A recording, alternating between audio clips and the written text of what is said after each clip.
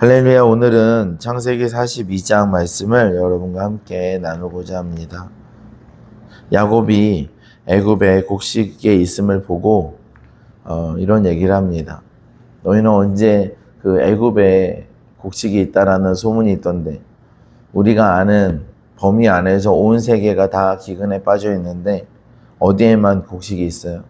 애굽에만 곡식이 있어요. 그래서 애굽에 가서 곡식을 좀 사오라고 얘기하는데 이렇게 말합니다. 뭐 계속 얼굴만 쳐다보면서 서로 있으면 뭐하냐, 움직여라 라고 얘기를 합니다. 그런 표현이 이제 현대에 와서 있는 표현인 줄 알았어요. 얼굴만 쳐다보고 니네 얼굴만 서로 쳐다보면 뭐 돈이 나오냐, 떡이 나오냐, 나가서 움직여야지. 그것처럼 이제 야곱이 애굽 그 아들들한테 애굽에 가서 저 곡식을 좀 사와라. 우리끼리 있으면 다 죽는다. 라고 얘기를 한 거죠. 그래서 이제 이들이 갔습니다. 갔는데 대번에 만난 게 누구냐 하면 요셉이에요. 요셉이 누굽니까? 이 형들이 오래전에 팔아넘긴 애굽의 이제 노예 상인한테 팔아넘긴 막내 동생이에요. 막내 동생이 이제 애굽의 총리가 돼서 거기서 있는 겁니다. 근데 이들은 이 막내 동생을 알아보지 못합니다. 물론 많이 컸기도 하고 또 너무 이제 애굽 사람화 되어 있어서 상상도 할 수 없고, 그런데 이제 한 번도 그 나를 잊어버리지 않았던 요셉은 대번에 한 번에 이제 알아봅니다. 알아보고 바로 뭐 형이다 동생이다 뭐 이러진 않고요. 이제 상황들을 봅니다. 형들이 어떤지, 나를 버릴 때 형들이 얼마나 악독하게 나를 가차없이 나를 버렸는데 형들이 성격이, 성품이 또 그런 태도가 여전히 그러한지, 여전히 그렇게 악독한지, 여전히 아버지에게 그렇게 원망과 불평이 있는지, 서로 그렇게 당파를 나눠서 싸우는지 뭐 그런 것들을 보려고 했을지도 모르겠어요. 그래서 요셉이 이제 트집을 잡습니다. 너희들은 정탐꾼이다. 너희들이 간첩이다 이거죠. 너희들이 이 나라를 엿보아서 전복시키려고 온 간첩이다. 그러니까 우리는 간첩이 아닙니다. 라고 얘기를 합니다. 그러면서 요셉이 너희들이 진짜 간첩이 아니면 그 요셉의 친동생 베냐민을 데리고 오라 라고 얘기하고, 너희 중에 한 명이 가서 베냐민을 데리고 와라. 베냐민이 잘 있는지, 베냐민을 괴롭혔는지, 아니면 뭐 이런 것들을 보려고 했던 거겠죠. 요셉을 뭐 소위 말하는 천사로 생각하면 안 됩니다. 요셉도 이제 계획이 있죠. 그래서 베냐민을 데리고 오라고 하는데 처음에는 이렇게 이야기를 합니다. 다 여기 감옥에 있고 한 명만 가서 베냐민을 데리고 와라 라고 얘기하는데, 며칠 이렇게 지나면서 생각이 바뀌었습니다. 아마도 하나님께서 이 요셉에게 그렇게 하지 말고 한 명만 두고 나머지는 보내라 라고 하신 것 같아요. 그래서 이 성경을 보니까 이렇게 나와 있습니다.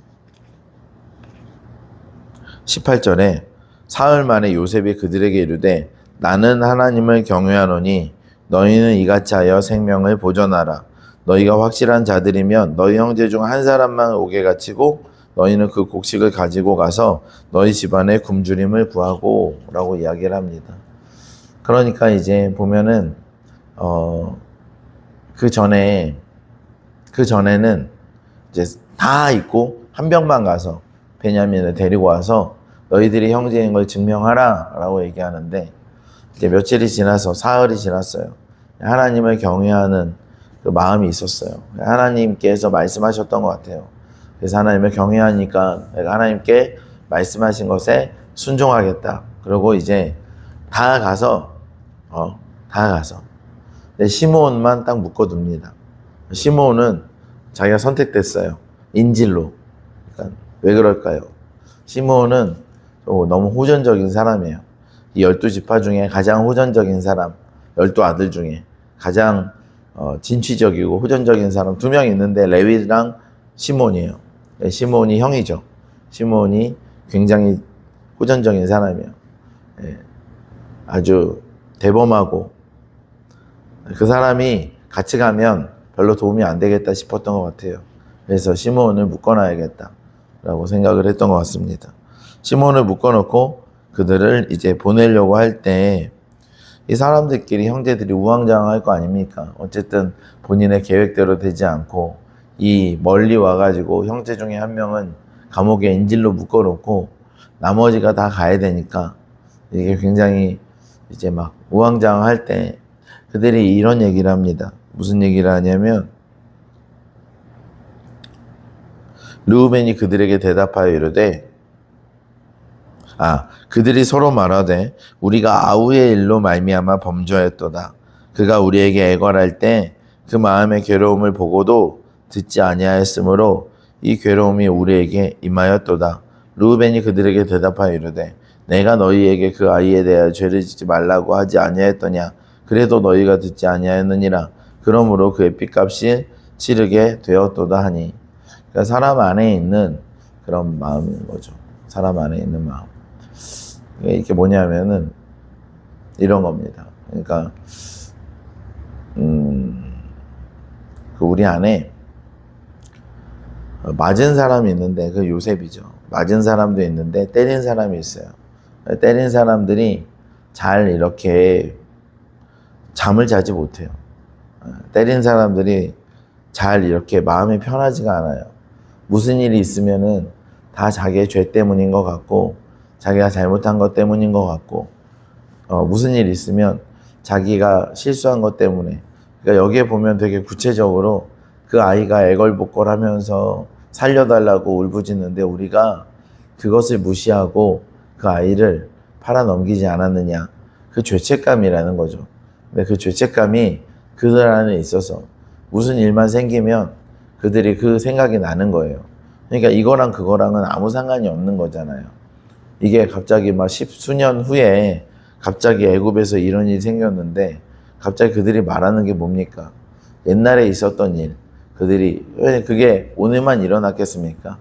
그들이 여러 가지 이제 삶의 현장에서 삶의 현실에서 일어나는 여러 가지 일들이 있을 때 언제나 그 마음 안에 동생을 팔았다는 죄책감이 그들 안에 있는 거예요.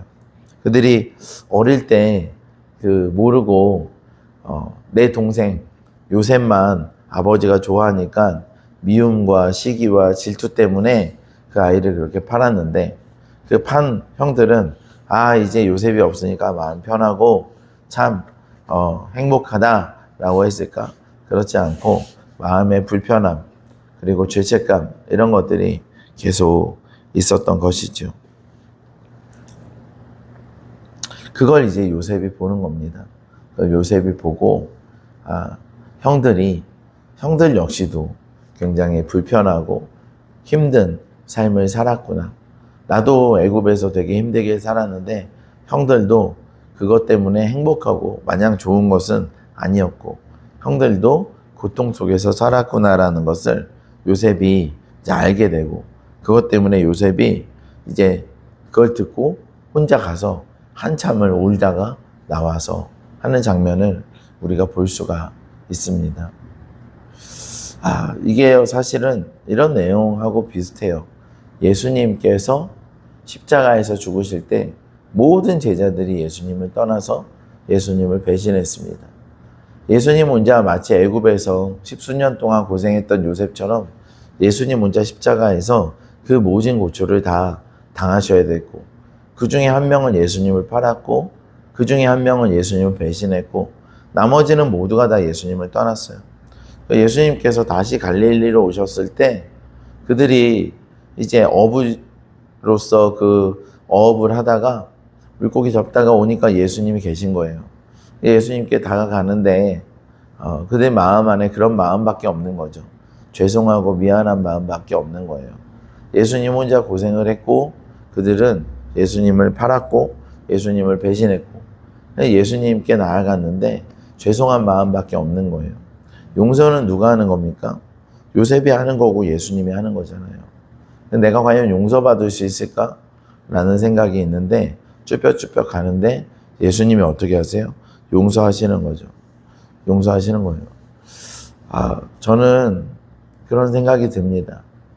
참 기독교가 그냥 다른 거 다 떠나서 너무 좋은 건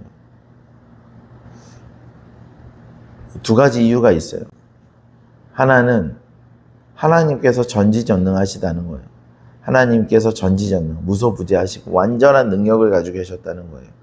그러니까 어느 정도로 이 온 인류와 만물에 버거워하시거나 이건 좀 쉽지 않겠는데 하는 것들이 없는 그 전지전능함이 있다는 거죠. 하나님께서 온 세상을 말씀으로 창조하시고 사람을 지으시고 생기를 불어넣으시고 하나님께서 그 온 세계를 통치하시고 다스리는 경영 가운데 조금도 버거워하지 않으시고 하나님은 우리가 상상할 수 없는 힘과 능력을 가지셨다는 것, 이것이 여러분 우리가 참 기독교가 좋은 점 중에 하나입니다. 우리 하나님께서 그런 분이라는 것. 그런데 그 하나님께서 정말 좋으신 건 그분이 사랑이라는 것입니다. 사랑. 그러니까 우리가 전지전능하시고 무소부지하시고 놀라운 능력을 가지신 분을 뵙는 데 있어서 얼마나 두렵고 위축됩니까? 마치 이 요셉 앞에 있는 이 형들처럼 얼마나 두렵고 위축돼요. 저들의 결정에 의해서, 저 사람의 결정에 의해서 내 목숨이 달려있는데 나는 잘한 게 없어요. 나는 실수밖에 안 했고 나는 죄만 지었어요. 그런데 그 요셉이 그리고 예수님이, 그러니까 예수님이 어떤 분이냐, 그러니까 하나님이 사랑이다라는 컨셉은 아니겠지만 하나님은 사랑이다라고 이렇게 하실 때 그 사랑이라는 것이 얼마나 다행이에요. 그러니까 능력을 가지신, 권위를 가지신 분인데 그분이 사랑이래요. 어느 정도 표현하면 하나님은 사랑이다라고 표현하실 정도로 내가 사랑을 좀 할 때가 있어 이런 게 아니라, 내가 사랑을 좀 할 수 있어 이런 게 아니라 나는 사랑이야 할 정도로 너무 다행이죠. 너무 다행이지 않습니까? 나는 성격이 칼 같아. 그래서 좋은 거는 좋고 아닌 거는 바로 벌 준다. 막 이러면은 하나님이 전지전능하실수록 두렵잖아요. 그런데 하나님은 사랑이시래요.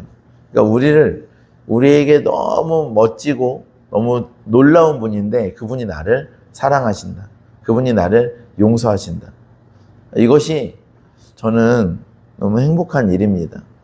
난 너무나 부족하고 연약하고 실수와 죄악투성인데 하나님은 나를 사랑하신다. 나를 이해하시고 나를 품어주신다.